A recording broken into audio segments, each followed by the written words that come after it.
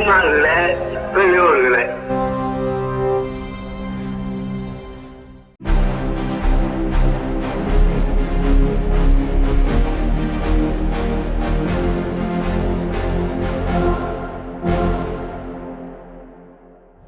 அனைவருக்கும் வணக்கம். உலகின் ஒரே பகுத்தறிவு நாளேடான விடுதலையில் வந்துள்ள இன்றைய செய்திகளை பார்க்கலாம்.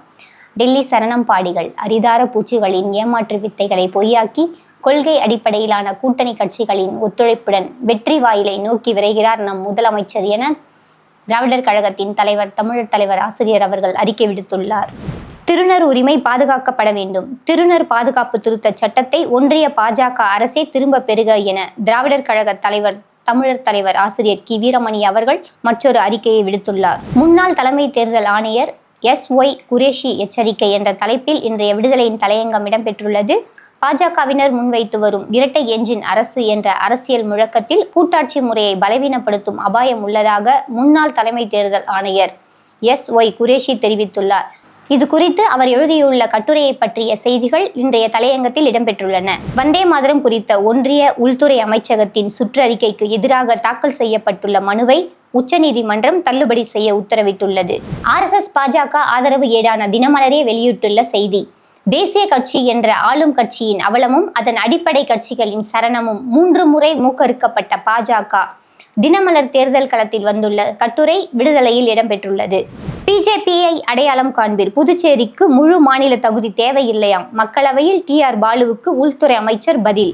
ஏப்ரல் 1 முதல் உறுதி செய்யப்பட்ட ரயில் பயணச்சீட்டை 72 மணி நேரத்துக்கு முன்பு ரத்து செய்தால் முழு கட்டணத்தையும் திரும்ப பெறலாம். வேலூர், திருவண்ணாமலை, திருப்பத்தூர், ராணிப்பேட்டை மாவட்டங்களில் முதலமைச்சர் காலை உணவு திட்டத்தில் 1,92,636 மாணவ மாணவிகள் பயன். பெற்றோர்கள் மகிழ்ச்சி.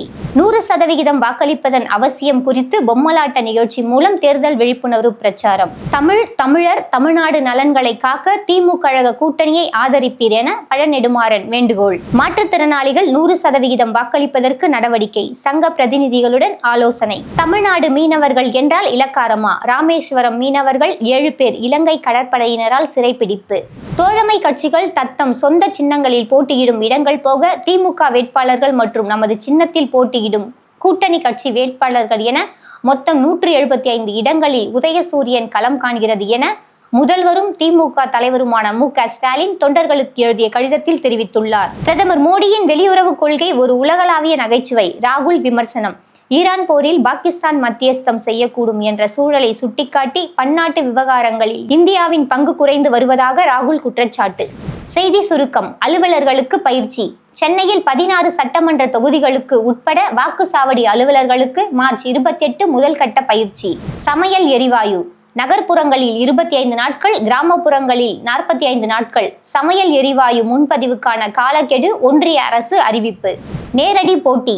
புதுவையில் 11 தொகுதிகளில் திமுக பாமக நேரடி போட்டி. புது கட்சி. டாக்டர் ராமதாஸ் ஐயா பாசறை மக்கள் கட்சி என்ற பெயரில் புது கட்சி ஒன்றை தொடங்குகிறார். நிலவில் ஆராய்ச்சி மையம். ரூபாய் 2 லட்சம் கோடியில் நிலவில் நிரந்தர ஆராய்ச்சி மையம் 2030க்குள் நாசா அமைக்கிறது. புதுச்சேரியில் திமுக போட்டியிடும் 13 தொகுதிகளின் வேட்பாளர்கள் அறிவிக்கப்பட்டுள்ளனர். தற்போதுள்ள 6 சட்டமன்ற உறுப்பினர்களுக்கு மட்டும் மீண்டும் வாய்ப்பு வழங்கப்பட்டுள்ளது. கூட்டணியில் ஒரு தொகுதி விடுதலை சிறுத்தைகள் கட்சிக்கு ஒதுக்கப்பட்டுள்ளது. சொன்னதை செய்த திராவிட மாடல் அரசு. மகளிர் சுய உதவிக்குழு கடன் தள்ளுபடி. நிதி முழுவதையும் கூட்டுறவு வங்கிகளுக்கு விடுவிப்பு.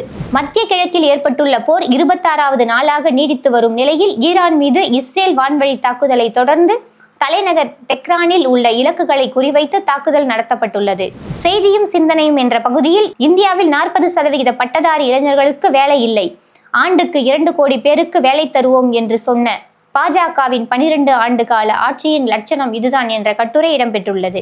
மேலும் இன்றைய விடுதலையில் தமிழர் தலைவர் ஆசிரியர் அவர்களின் வாழ்வியல் சிந்தனைகள், அவர்களின் உரைகள், அறிவியல் அரங்கம் போன்ற பல்வேறு முக்கிய செய்திகள் இன்றைய விடுதலையில் இடம்பெற்றுள்ளன. வாசகர்கள் அவற்றை படிக்கவும். நன்றி, வணக்கம்.